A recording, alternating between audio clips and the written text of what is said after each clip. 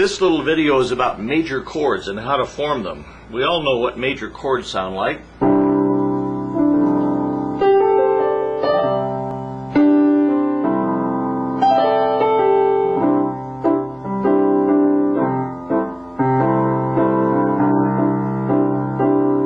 So we're going to learn the simplest of simple chords. We're going to learn all 12 major chords. Now, chords are built on scales. Scales, as you know, are a ladder of notes that run from one root, such as C, up to another root, an octave higher. The word octave comes from the Latin octavo, octopus, 8. And so we have this ladder that has 8 rungs in it, starting on the root, 2nd, 3rd, 4th, 5th, 6th, 7th, and 8th. That's a scale starting on C and going to C. Now, I won't get into the formula for a major scale, except to say that the formula is whole step, half step, whole step, whole step, and half step. Now that's easy when you look at the C scale because it's all white keys, but if you move to B, you can't go up a half step, you have to go up a whole step for the second note of the scale, then another whole step, then a half step, whole step, whole step, whole step, and half step. We'll save that for another day, but that's the formula for a major scale. Whole step, half step, whole step, and half step. Now, major chords are made out of the root, 3rd, and 5th of a major scale. That's why you have to know a major scale. If you don't know what the major scale is, you won't ever know what the major chord is. Again, it's easy to see on C, but you might assume that that's the B major chord because it starts on B. Not so. You have to play the root, 3rd, and 5th of the B scale, which goes like this, as we just demonstrated. If you wanted to play the root, 3rd, and 5th of the B flat scale, you'd have to know what the B flat scale is, and so on. So there's 12 different major chords because there's 12 roots on which we can build a chord. 1, 2, 3, 4, 5, 6, 7, 8, 9, 10, 11, 12. This is a duplication of that. Of course, it's an octave higher. It's the same pitch, but an octave higher. Twice the vibration, in other words. Okay? So, let's learn the 3 major chords that are all white. First of all, C is all white, F is all white, and G is all white. Easy to remember. F, C, and G. F, C, G.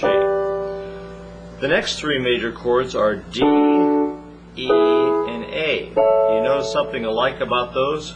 Sure, they have a black key in the center, don't they? That's the D major chord, that's the E major chord, and that's the A major chord. Okay, you're half done. You know half of the major chords already. C, F, and G are all white.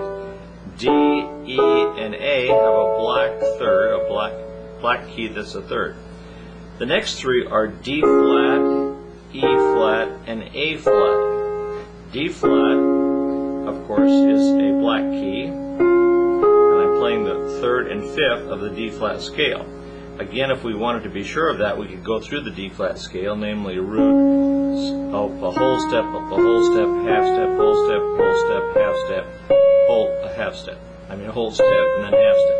Okay? So if I take the root, 3rd, and 5th of the D flat scale, I get the D flat chord. So the 3 chords that are shaped like this are D flat, E flat, and A flat. Notice instead of being white, black, black, they're black, white, white. Black, white, black. Black on the outside, white on the inside. Whereas D, E, and A were white on the outside, black on the inside. Okay? Easy to remember. D flat, E flat, and A flat. And notice they have the same names as D, E, and A. It's just D flat, E flat, and A flat. So now you know 75% of all the major chords, and we've only been doing this for 3 or 4 minutes, okay? And so let's cover the last now. The last 3 are kind of different. One is B, which we already looked at, which is white, black, black. The other is B flat, which is just the opposite. It's black, white, white. Instead of white, black, black, it's black, white, white. And the last major chord is G flat, which is all black. That's easy to remember.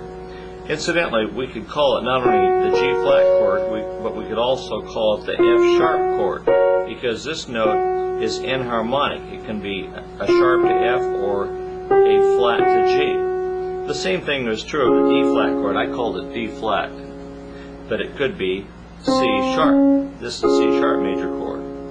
This is either E flat or D sharp major chord. That's G flat or F sharp major chord. This is A flat or G sharp major chord. And this is either B flat major chord or A sharp major chord. Okay? So there you have it, the 12 major chords. 3 are all white. What are they? C, F, and G. 3 are black keys, D, E, and A. I mean black keys in the center is a third, D, E, and A. 3 have black on the outside, white on the inside, like Oreo cookies, D flat, E flat, and A flat. Then there's B, which is white, black, black, B flat, which is black, white, white. And then the G flat chord, which is G flat, B flat, and D flat. And that's it. You now know all 12 major chords. And of course these could be played not only here, but all over the keyboard. If my camera went high enough, you could see them there. I could play them with my left hand, couldn't I? There or there. And this is the subject of another lesson, but I could turn them upside down, couldn't I? I could take that C chord and stand it on its head, and then stand it on its head again, then stand it on its head again. Just like if I turned you upside down, you'd be the same person, you'd just be upside down. Those are called inversions. I can also break these chords up. I don't have to play them as a block. I can play